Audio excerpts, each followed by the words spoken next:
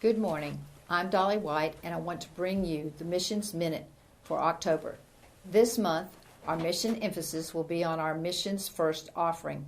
In November, we will start the Mission First offering for the 5th year. Last year, we were blessed to raise an all-time high of $133,000. We have approached this in a simple and dedicated manner. We ask that you pray and see what God has led you to do, to give and then obey over the 16 weeks of this endeavor. It will start November 6th, the first Sunday in November, and end February 28th, the last Sunday in February. This all culminates as we celebrate with our missions banquet. We look forward to seeing what God has in store for us this year. Pray for FBC and our missions ministries as we seek to expand His kingdom for His glory. The upcoming local mission opportunities for October are church-wide collections for Cabarrus Women's Center. They need the following items: diapers, bottles, baby clothing, baby wipes, pacifiers, onesies, blankets, bibs, shampoo, and lotion. They need these for girls and boys. All items can be put in the bins outside the fellowship hall across from the bathrooms in the walkway where Lost and Found is.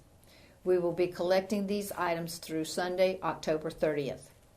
Our next local outreach will be Friday, October 28th, when we will be hosting the J.M. Robinson High School football team for the next pregame football meal of the school year. This is an afternoon event, so we start preparing at 1 p.m., and the team arrives at 3:30 p.m. We're finished by 5 p.m.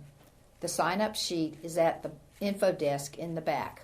Another local ministry outreach will be October 30th. This is our annual fall festival for Concord and our community. We need setup crews, event workers, trick-or-trunkers, and cleanup crews. Contact Miss Corrigan if you have any questions about where to serve. Last year we had 28 cars, and we are hoping for 35 cars this year. Sign up at the info desk out front. Looking ahead to November, keep an eye out for Thanksgiving sign-up sheets. We will again be doing the community Thanksgiving meal on Thanksgiving Day from 11 to 1 p.m. We send out about 375 meals, so sign up to help. Our last regional mission trip for 2022 will be the Down East mission trip. It will be Monday, October 17th through Friday, October 21st in Davis, North Carolina, which is near Cedar Island and Cape Lookout. This will be a construction-oriented trip, repairing flood and storm damage. See Robin Swearingen for more info. We will have info on our national trip in January. The missions team to Xela, Guatemala just returned last Saturday. I was one of 8 team members on this international trip. My first mission trip to Guatemala was quite the adventure. Working with the team was great. Everyone worked well together, and we worked hard getting the job done. I spent 2 days and nights at the children's home working with the babies and the toddlers. There were 5 babies and 5 toddlers. They were all sweet and adorable. They were a handful, but a pure joy. Jill joined me the second day and night, which was a blessing and a relief. Vicki Grossman came to the children's home the day Jill was there and talked to us about some of the medical issues with various children. It's really sad what some of these children have gone through, though. They are so sweet and so precious. One morning while we were having breakfast at the place we were staying, Vicki graced us with her presence. She was telling us how well their children were doing since they made the decision to start their own school at the children's home rather than sending them to the previous Christian school they had been attending. They have seen some wonderful results from that change of schools. The 2 oldest children, however, are still going to Verbo Christian School. The mission trip was a wonderful experience and a great adventure. It was a wonderful opportunity to serve the Lord and ministering to those in need. God's hand was at work in the lives of these children, saving them from a lifetime of neglect and abuse. They have virtually been rescued by God to live a much better life. To God be all the glory. David Whiteman was also a team member. Let's hear about some of the construction on this trip. Thanks, Dolly. Yes, I was one of 8, along with Linda Cunningham, Jimmy Green, Jessica Mock, Robin Swearingen, Jim and Jill Wall, and Dolly White. We left the church at 3:30 a.m. for our 22-hour trip into the mountains of Guatemala to the Good Shepherd Mission. Missionaries Roger and Vicki Grossman have been there nearly 30 years. Our church has been involved with them over 11 years. This year we continued work on the May House, the second home for orphans and house parents.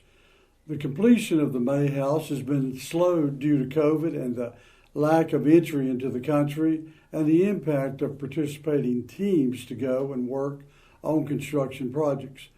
We had included a picture of completion when we left last year in September to this year's completion.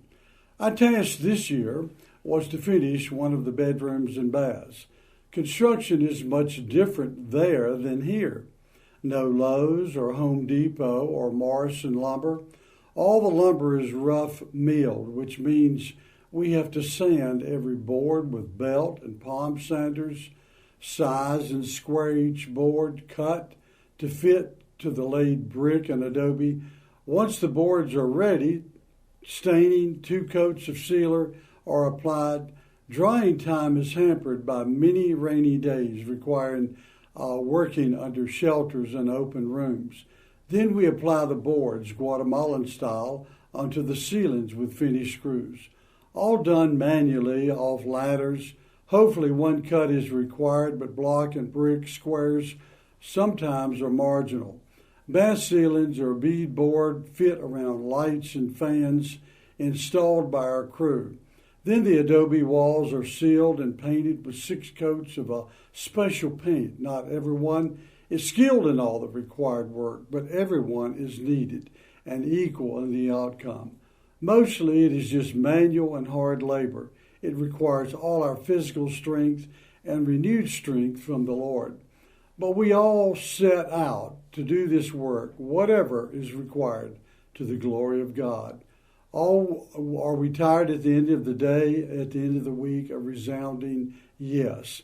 But we see the children and the house parents, Roger and Vicki, and know how much is invested into the future and the hope and opportunity for them. Given safe refuge, loved, educated, being taught the Bible and salvation, a chance at life that would otherwise be hopeless and despair, and a life that most of us cannot fathom. This is reward enough. Look around the church today. You see symbols of our Christian faith and our heritage, church altars and crosses and pulpits, church steeples, Bibles, and you're reminded that Christ is in our midst, that holiness abounds. In Guatemala, holiness comes wrapped in the ordinary. Sanders and paintbrushes and saws, drills and hammers. Ordinary people from all walks of life using ordinary tools, working among ordinary Guatemalan people to do the work of God. Among people, most of whom are very poor, unknown, and invisible, the ordinary becomes extraordinary in God's eyes. Ordinary soul becomes holy ground. You see, earth is crowned with heaven.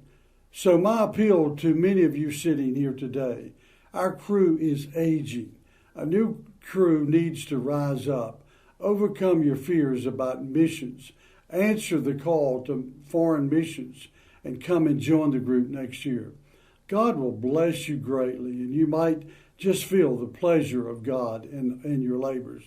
A quick thank you to those who came out and helped with West Cabarrus High School yesterday.